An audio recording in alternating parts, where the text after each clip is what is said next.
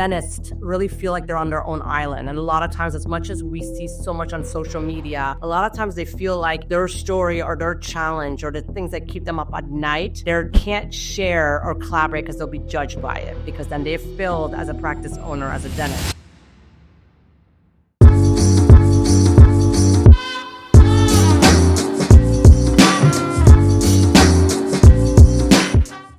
Welcome back to another episode of the Dental Practice Launch podcast. Of course, I am your host, Shane Simmons. I am the founder and CEO of Crimson Media, where we help dental practices and dental startups grow through building relationships in their community through their online marketing. And this is our first episode of the new year, 2025. And like every kind of end of year and beginning of a new year, I was able to sit back, reflect on 2024 and just a lot of the amazing stories that I was able to hear from practice owners, both from existing practice owners and startups kind of living their dream. And 2025 then put me in a position of like, all right, let's really make sure that these next few episodes, we're setting people up for whatever venture they're going through in 2025, whether it's scaling up their existing practice, whether it's opening a practice. I want to be able to give some really actionable tips and insights for our listeners for the new year to make 2025 your best year yet. And so with that being said, I was able to bring on my friend Malika Azargoon, who is the owner of Zar Dental Consulting, who has a ton of experience in dentistry over the years. Many of you listening may already know her or know of her company, but she has been instrumental in helping practices really grow, thrive, put in the proper systems and procedures in place in their practices, and also works with a lot of startups, which of course this podcast is geared around. So we're going to talk a lot about that. But before we dive in, first, I just want to say, Malika, thank you for hopping on here and joining. And, how did you get started in this, fun, crazy world that is dentistry? First of all, thanks for having me. I'm super excited to be here. Thank you, Shane. Oh gosh, dentistry. I'm actually getting in the 26th year of being in dentistry. And I really just started as a dental assistant in a pediatric office. And it was a lot of fun. At first, I joke and say I got every illness possible because it was pediatric and my body, I think, wasn't ready for all the stuff that comes through. But really, the reason I did it was because the ad had said, if you want to be a dentist, this is the practice to work at. So forever, I'm grateful to that practice, to, opening that opportunity. And really from there, I moved up in the ladder of positions and applied to dental school, got in, decided not to go, and ended up managing a very successful practice in downtown Washington, D.C. And one of the associates there took a chance on me and told me, how about you help me open my practice? I feel like you could do this for me. And really that opportunity has really changed what I do, and I'm really loving it. It's been 13 years now on my own, consulting, coaching, as you said, opening practices, and really helping the ones that are existing enhance and grow, because I feel like we live in a world we all need coaches. And I have my own coach, and we need that, guidance to help us, because we only know what we know from being in our own business, and to have someone from the outside come in makes a huge, huge difference. Absolutely. It's a heck of a lot less scarier when you've got somebody who's been there and done that, right? There's kind of that level of experience that just makes you feel so much better, going through that process. And I think that is something that I really hope people, from who listen to this understand, because we've talked about that over and over, and that's really going to shortcut kind of your way to, success or accomplishing whatever you may be accomplishing or wanting to accomplish. But I have to ask about this, since we went through a little bit of the background and before we get into kind of the 2025 and making 2025 people's best years yet. You've got this kind of nickname of, like the dental therapist, which I think is awesome. Can you tell me a little bit about how you kind of receive that nickname in your work, because I think there's probably a great story there. Yeah, so it's I joke and say I can eventually write a book about all the practices I've worked with and the stories I've heard, but really I feel dentists really feel like they're on their own island. And a lot of times, as much as we see so much on social media of all these groups, a lot of times they feel like their story or their challenge or the things that keep them up at night, they can't share or collaborate because they'll be judged by it, because then they've failed as a practice owner, as a dentist. So obviously I listen and I joke sometimes. I am the therapist, but it's really being that cheerleader and, pushing my clients to see that they can do more. They can grow. They can open their second practice. They can open a practice from scratch. So I had a client that I was, she was like, I don't know, I'm about to, pull the trigger on the loan. Do you think I can really open this practice? No one in my family's ever owned a business. And I am going to be the first person in my family that's actually gone past the undergrad degree. So I don't want to fill my family and, disappoint them. And, I really talked her through this journey. And she goes, Malika, you are like the dental therapist. Like, you have guided me. And because now she has her second location. And she's like, I would never look back and say, I wish I never did it. And now she speaks at dental schools to advocate, to tell dentists too that they can do it. And really female dentists that, because she's like, I have a family, I have 3 children. How do I juggle all this? And so really the story of that came from her saying, like, you're the best dental therapist because you really guided me through that journey. Isn't that funny? Like how sometimes like we may have this, inside of us and we know this vision, this goal, but we sometimes, like you mentioned earlier, like a coach or mentor to help you kind of break through that mental barrier. If you've never done it before, or someone like in her case, first person in her family, going past an undergraduate degree. I mean, again, you don't know what you don't know. And I think that's so fascinating how, people are capable of amazing things. Sometimes they just got to get the right person in their corner to help and his navigate mindset, them like and you said, it's push them. All here.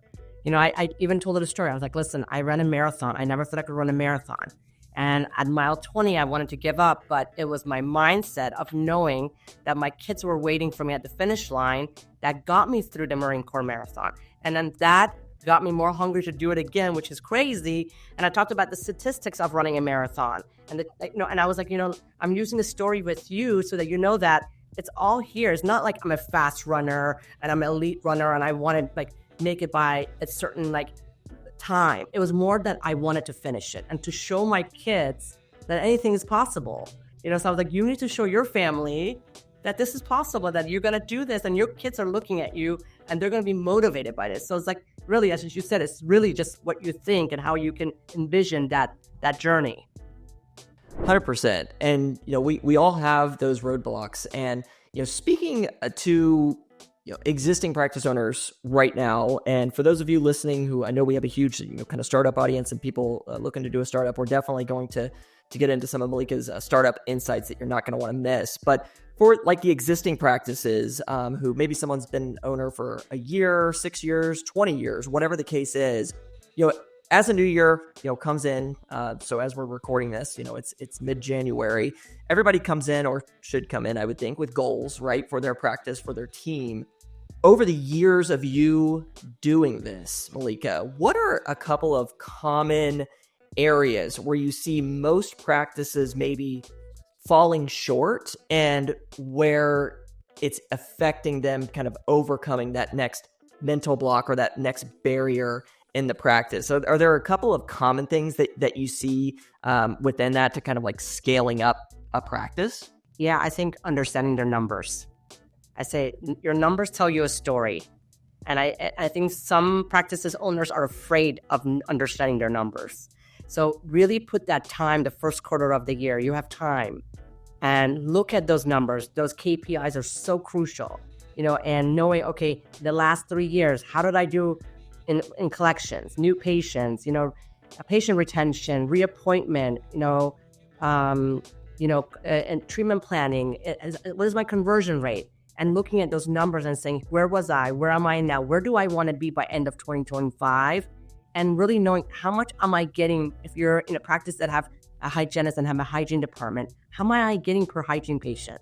And I ask this question a lot of times on my calls. They don't know the answer. And a lot of times I feel it's that fear of knowing and then not knowing what to do with it. But the minute you guys understand your numbers, then your team will be motivated to also want to understand those things and grow with you. Because if you're putting a bonus system in place, which I think you should, if you don't have that, this is the year to consider it. But you have to, number one, put a bonus system in place that works. But that bonus system has to come with understanding your numbers. Because a lot of times I see people say, I just want to collect 150K. Okay, that's wonderful. But why? Is the office capable of doing it? How are we going to get to that level? And then also knowing your fee schedules. Are you a fee for service practice? Are you insurance heavy? Do you want to eventually, because I'm seeing a lot of calls I'm getting, clients asking me, can I drop this insurance or that insurance? Can I do it? First, let's find out your numbers. Is it possible? 100%. I always say I've yet to have an office or a client that has dropped an insurance carrier, come back and say, I changed my mind. Put me back in. Every one of them will say, oh my God, I wish I'd done this sooner. So if that's what is one of your thoughts or your dreams or your goals, it's doable, but first understand your numbers. Because the minute you understand your numbers, you'll see that you start going high with it, your growth. That growth will happen. But if you don't understand them, you don't know how much active patients you have, and you're scheduling for those active patients, the growth is going to be harder. Because eventually you'll hit a wall, you'll plateau, and then we have to regroup and go back and break those KPIs back down. Yeah, it's like a transformation that needs to happen from going from an associate for sure to practice owner, because as an associate you kind of have an idea of probably what you produce, but you're not looking at all the different line items of a practice and, like you said, knowing those numbers. But it's beyond, practice ownership is beyond just doing the dentistry and having, your name tied as the owner to the practice.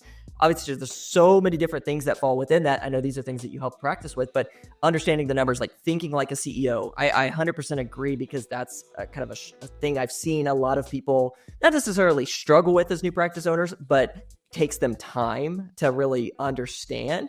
And I think with that, once you understand those numbers, like you mentioned, it makes decision-making so much easier when right? So it's like, from the marketing side of things, we can always talk to this, where it's like, once we know for like a startup, after they've been open for, 3 or 4 months and we have some decent data, we know how much it costs us to acquire a new patient. And once you know how much it costs to acquire a new patient, you just reverse engineer it at that point. It's like, all right, well, we'd like to add 10 more new patients, to the mix. Well, if it costs us X amount, to acquire one, and that makes sense, as far as like the value to the patient and the practice, then we can put money, where we know we're going to get that back. And so I imagine it's a lot of the same with practice owners with investing in like equipment, additional team members. It's like, if you know your numbers and you can kind of start to maybe even project, then I would imagine those decisions become a lot easier to make. Like, from the marketing sense, since you're mentioning it, it's like, okay, if let's say you're, helping them get 20 extra new patients a month, that's awesome. But what is the retention on that?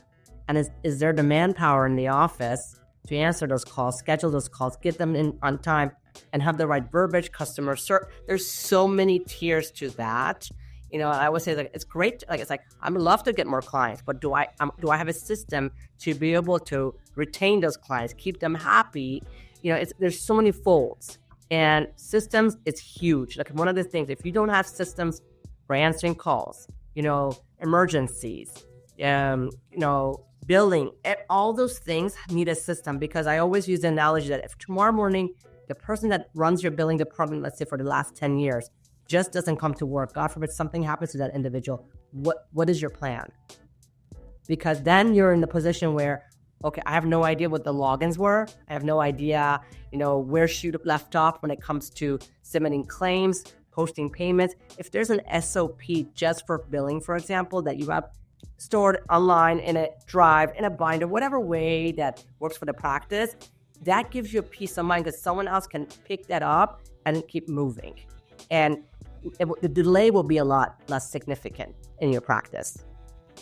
That is such a good point. And on that topic, because, for some of our listeners who maybe, aren't into practice ownership yet, when Malika mentions an SOP, it stands for standard operating procedure. So like she's mentioning, if you had a team member, which, how many of us have heard these stories of, especially since, kind of this restructuring of the workplace and dentistry specifically, right, since the COVID shutdown, where it's like, yeah, so-and-so just quit. They just left. They just didn't come back. They didn't give a 2 weeks notice or anything. It's like, do you have a documentation set up to where somebody who hasn't done that before could go in and ideally follow step by step and, at least get majority of that task done? So with that being said, I think maybe one hiccup I've heard people talk about is like, what's the best way to document or, create standard operating procedures? For us, within our company, it took us a long time to really figure something out. And like now it involves us doing like a screen recording, because everything we pretty much do is, on the computer. So we do like a screen recording video where we talk through what we're doing, what the task is. Then we take that, we get that then kind of translated to bullet point steps that get put into a Google Doc. And then that lives with each individual task that happens, a video recording and like a Google Doc. So people can watch a video or follow like step by step, if they want to do it that way. For a dental practice, do you have a recommendation on how people should be implementing these standard operating procedures in their practice? And also, is it something that the doctor should try to delegate as much as possible and not try to do them all themselves? I mean, definitely, I think it needs to be done by, and like, let's say if I'm handling billing, I should put that SOP together. And I am a fan of recording it. I say like, and I've done this just recently in the office. I'm like, okay, let's turn on your Zoom. Let's practice. Somebody like, oh my God, I don't want to be on camera. I'm like, listen, you're just going to say it how it's done. And as you said, like with AI these days, all of that it gets typed up for you. It's right there. And then you can go in and organize or clean it up if you need to. But you would have all of that. At the same time, I highly encourage that every practice owner now are going to be future owner, you should know every step of every system of operation for any of your departments. Because end of the day, the only person that's not leaving the practice is you. You're stuck. Unless God forbid something happens. So you need to know, only person that's going to really care is going to be you at the end. That's going to stay there. So it's important for you to know how to do it. Do I think that the owner should do all the SOPs? No, absolutely not. Because I really think it needs to come from the lens of that individual that has mastered it. Now, as a startup, that's a different conversation. Like for me, when I'm working with a startup, I give them a template of every step of everything that needs to be done. And then as they evolve in a practice, when I've come back to a practice after a year, I've seen they've changed some stuff, which is great because they change it based on how they like to do it or the specialty they're doing it at or the volume of the practice. But I definitely think it needs to be recorded. It's part of the onboarding of every new hire. I say this, that I've learned this on my own, is that when somebody has left my company, I first have to blame myself. Because number one, potentially I hired somebody that I didn't think was a good fit, but I hired them thinking it will work out, or I failed on giving them the tools they needed to succeed. If I can go through that and feel that I checked those boxes, then if they left and they were not a good fit, fair enough. But if I've failed on my part, then it's like this is an ever revolving door and it costs more money to rehire than train what you have if you have the right system in place. 100%. Yeah, and I think that's a good point that you bring up there too, is always like looking internally. Like there's this concept that I love and try to live by called Extreme Ownership, written by a Navy SEAL, Jocko Willink, yes. For anybody who hasn't heard of it. It's a great book. I highly recommend everybody read it, and I recommend everybody have their team read it as well. But it's really about like, it's so easy for us when maybe a team member's underperforming or, it's not the right fit or whatever, to just automatically like blame that person. But, the principle of extreme ownership, which is kind of like Malika's saying here, is you got to look at yourself first and be like, hey, did I set this person up correctly? Did I give them the proper training? Did I give them the proper systems and feedback and mentorship? Whatever it may be. And a lot of times it kind of starts with you. And so I think that that's important because, again, this is like brand new for people who've never had to manage team members and hire team members. And it's a challenge. I think most people probably agree, the hiring and managing of a team is much harder than the dentistry itself, yes, right? yes, It's the thing that you have to learn. So that kind of, I know I kind of went down a little side road there, but I thought that was really important. But Malika mentioned knowing your numbers as a practice owner, setting yourself up for 2025, and all of those things that we just talked about really kind of fall into that. But what's maybe a second thing outside of, okay, practice, is getting a handle on their numbers. They know kind of where they're at, where they're going, have a good understanding and system in place there. What's maybe one more thing where you're like, okay, this is a common issue that I see within dental practices that I feel like is really stopping practice owners from taking their teams and themselves to the next level? Meetings, culture, investing in their team. One of the things I do with my existing clients is that we'll look at the end of the year, we'll have a meeting and kind of look at what, let's say for them, what's 2025 looking like. And then number one thing I tell them, let's schedule your team meetings for 2025. And at the same time, being in tune with your team. A lot of times we're not proactive, we're reactive. So if someone comes and says, I'm leaving and I'm giving you 2 weeks notice because I'm going to make X amount of money more in another practice, we're like, okay, we'll match it. We'll give more. So it becomes a tug of war. So I want you guys to be able to plan and have your check-ins. Check-ins doesn't need to be more than 15 minutes. But if you are not, in tune with your team members, as I said earlier, the cost of replacing them is significantly higher. And that's costly to your practice. And guess what? They're taking your secret sauce that you taught them in your practice to another practice. So if you can retain your team and have a good culture in your practice, it's going to come in so many folds to benefit your practice and that growth. Because I think sometimes we're so stressed with the numbers that we forget that the team has so much to do with that growth to happen. I tell a lot of my startups when I talk to them, like, you went through dental school all by yourself, you got that degree. For example, if you're a specialist, congratulations, you went through the specialty program all by yourself. But guess what? Now that you want to practice or own a practice, you need a team to make that work. Because without a team, you can't go far. So that's investment that you need to do. I recommend that at least you do one C with your team a year. It can be local if you don't want to take them on a plane or, on a hotel. You can find a local C. It could be for 1 day. It could be for 2 days. Do one team building a year with your team, and you should have your meetings scheduled for the entire year. Because if you don't put them, your schedule grows. Where you're like, oh shoot, I can't move any patients. It's not gonna work. We'll just figure it out. But if you do it ahead of the game and you hold yourself accountable and your team look forward to it, and that will help the growth of your practice.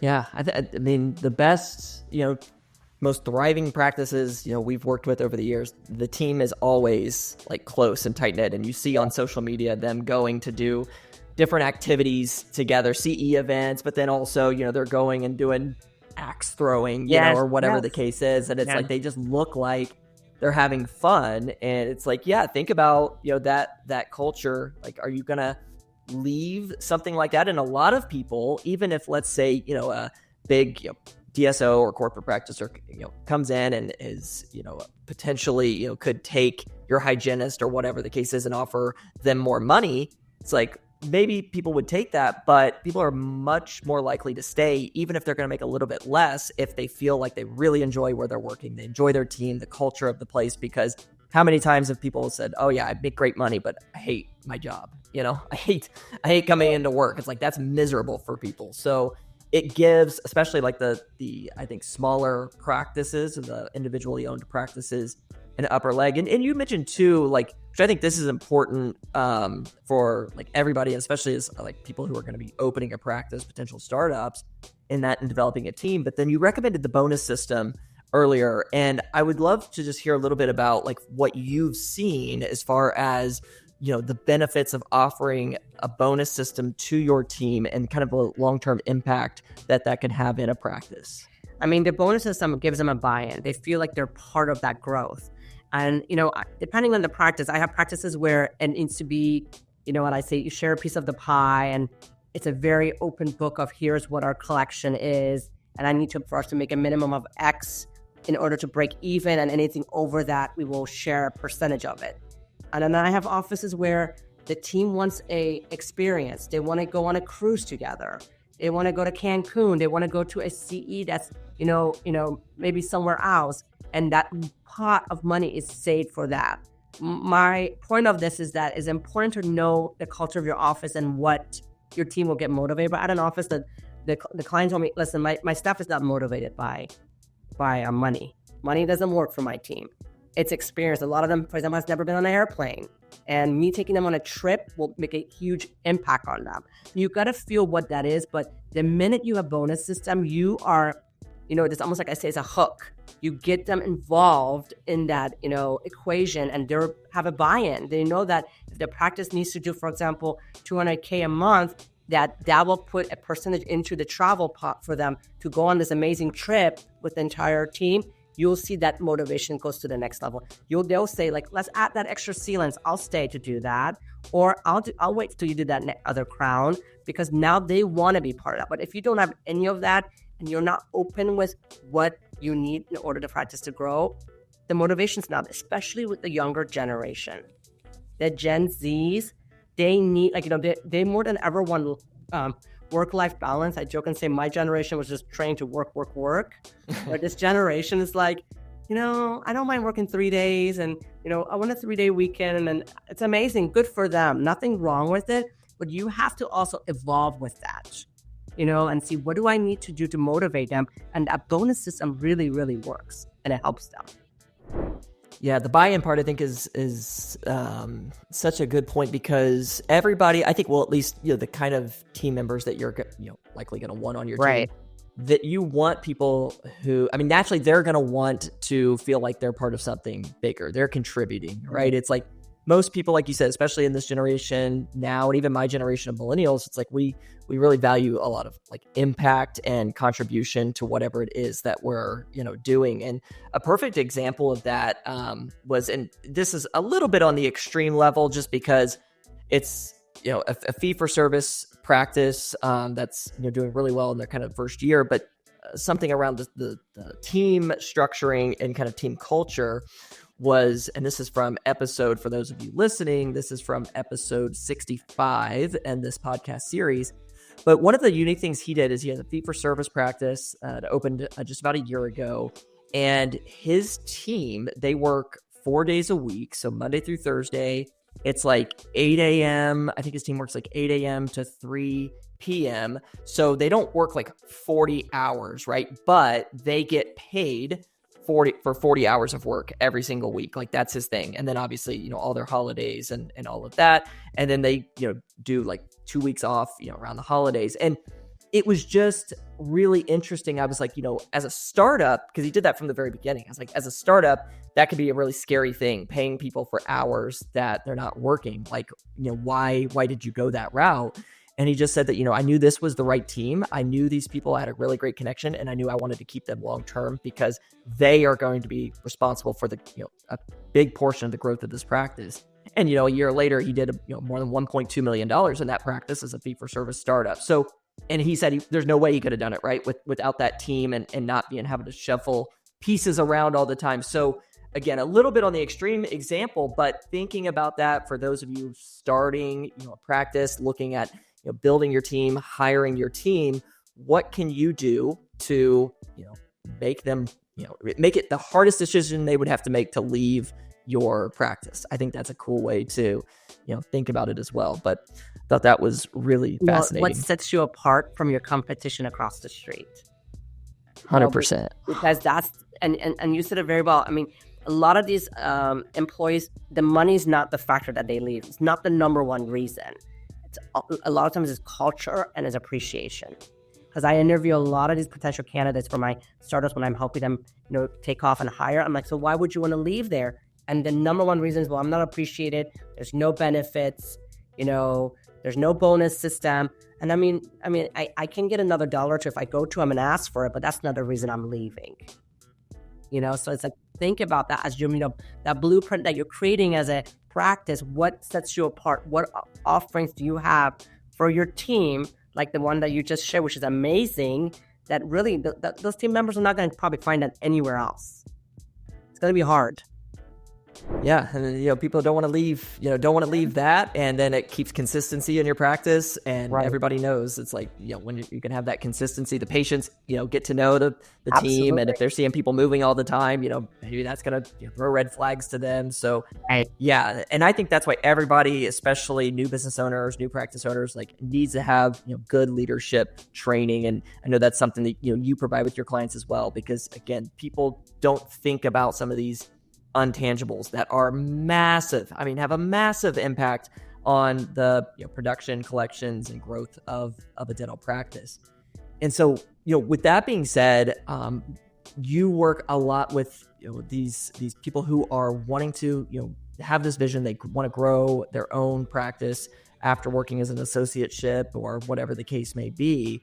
And so for our audience who are considering practice ownership, after doing this for as long as you've done this now and helping as many startups as you've helped, what are a couple of things that you're like, listen, before you do a startup, or get into practice ownership, what are some, advice or things that you recommend that they do to make sure that, they're going to set themselves up for success from the beginning?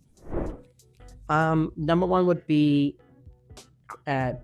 create a team to support you. And as much as like from the bank to your attorney, to your, broker, marketing company, if you want to hire a coach, because I say this when I speak to potential startups that are, interested in working with me, I say, you want to work with a team that you feel is a good fit for you. Because Shane, just like you, like I might not be a good fit for a client. Same with you. Like not everybody's for us, and we're not for everybody either. So it's super important for them to find a team, because it's such an emotional process and such a life-changing experience that you want the people that are on that journey with you be people that you want, I joke and say, you want to hang out with, are people that understand you, you connect with them. The energy is there between you two. Because if it doesn't, then it's like you're annoyed at the builder you're working with, you're annoyed at the CPA. So it's super important to have that team. Make sure your team is lined up. Secondly, do the due diligence of the demographic study. Decide, number one, do you want to be somewhere where you run into your patients in the grocery store? If that's what you want, that's awesome. But I've had startups where they say, I want to be about an hour out because I do not want to run into my patients in the grocery store or at the sideline of a soccer game. There's nothing wrong with that. That's fine. But really decide that first. And then when you decide that, do the demographic. That is so important to know, where do you want to be? And to add to that, you want to be a heavy insurance-based practice, because the location of that practice will make a game changer on that. Because if you come to me and say, Malika, I want to take like 5 or 6 insurances right now, but eventually the next year I want to drop or, be a fee for service. If you're in an area where demographically and financially the patients cannot be coming to you, you're going to struggle with that. No matter how much, this from the marketing side. Yes, you can give all the marketing possible, but if the household income is at a point where they cannot afford to do a crown for $1,800, you're going to have a hard time retaining those patients.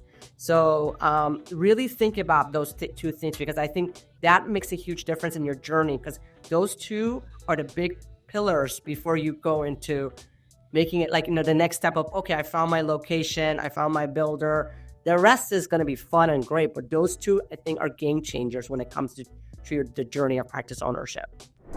Yeah, and that's where having somebody who's been in that, done that before, is so important to have in your corner. And one thing that drives me nuts is like the Facebook groups and things that I see where it's like someone's like, hey, you can be a fee for service practice and do this, and that, and they're like giving this like blanket advice and almost like self-bragging a little bit, it feels like. And it's like it's possible, but that person, location, like there's so many different factors that go into this. And then I think people then start to feel a little insecure. They start to, feel like they're not doing as well as others. It's like, take the peanut gallery, with a grain of salt here, because everybody's practice, location, team, situations are different. And so like what Malika's saying, you have to be really smart about the way you go about this in the future type of practice you're going to build, and do it based off of the data in your community and not what somebody's posting on their Facebook group. Right. And the thing is, it's a hefty price for a startup. So you also don't want to cut corners. You want an attorney, for example, that is in dentistry that can read your contracts and, look at your lease. You want to have a builder that understands dentistry, because all of that, if you don't, then I've seen it in my startups where, the building has, recommended a builder that has never, ever done startups, and there's a plumbing issue that's now delayed the project by 3 months. And, my doctor's already given notice to their associate position, and now they are with no job, and all these loans potentially kick in soon. Because they thought by $50,000 saving, which is significant, I get it. But then you ended up losing more with that, because you were thinking, like, I'm going to say 50K here. And I say this about marketing all the time, not because I'm on this podcast with you, but marketing for a startup is such a key component that you must work with someone that knows what they're doing and understands dentistry. Period. I think if you skip that part, it's going to take you a long time to grow, because I've seen it. I've seen it with my clients, love them to death, but some of them will just say, no, but my friend's brother does a great job. I've got a cousin's nephew's sister who does it, Yeah. It's like a realtor. It's somebody always has a brother's cousin's sister's nephew who's a realtor. And, I can't stop you. I'll give you my insight on it, but you end up hiring someone anyways to do it because you waited. So really, those are the things you must understand. When I work with someone, when we go through like the whole business plan and the blueprint, I say there are certain things that you just cannot cut corners. And those are the ones that I mentioned because I think it really impacts your journey of practice ownership and the growth of your practice within the first year of owning. So good, yeah. And again, people like, Malika's seen this. Like she's, lived it, experienced it, seen it with, offices. So this is, coming from that experience. And I think the same thing too when it comes to like people, and I would love to hear your thoughts on this, but like front desk, especially for startups, it's usually, I feel like the startup's first, 2 hires for the practice is going to be an assistant and a front desk person, Yes. Typically, right? And so it's like the front desk person, sometimes if people are, working with someone who's been there and done that before, I feel like they try to really shortcut that and be like, oh, well, I know somebody who's nice. And, but if they don't have no like, conversion skills, sales, capability, it's like, that's going to be a setup for disaster. Can you talk a little bit about that for startups and how important like getting the right front desk is, because they're the first touch point, right, for that patient? Absolutely huge. I can't express this. I always say your dental assistant, depending on the state, you might be able to just train them because you have the time in the back because you're slow in the beginning to teach them all the things or the way you want them to assist you. But the front desk is your first and last impression for every single patient that walks through your door. So hiring someone that is a neighbor and she's so sweet and I want to give her a job, not going to work for you. It's not going to cut it because you don't have your chances of mistakes is very limited because you are a brand new practice that no one knows in the community that is going to come try. And if your front desk cannot explain a copay, cannot explain why, this treatment needs to be done, you might lose that patient right there. And you spend so much money marketing to get this new patient through the door. So I always recommend hire someone with 3+ years of experience. Invest in that front desk. Because there's times where I've been asked, can you train my front desk? Absolutely. But I'm not there with them every day. I'll come for a full day on site and train them, do a bunch of Zooms, but doesn't mean that they're going to retain all that information and can hit the ground running when, they have no experience of dentistry. So I recommend for that front desk to for sure have 3+ years of experience. And even that, they're going to need training because a lot of times those individuals have never worked for a startup.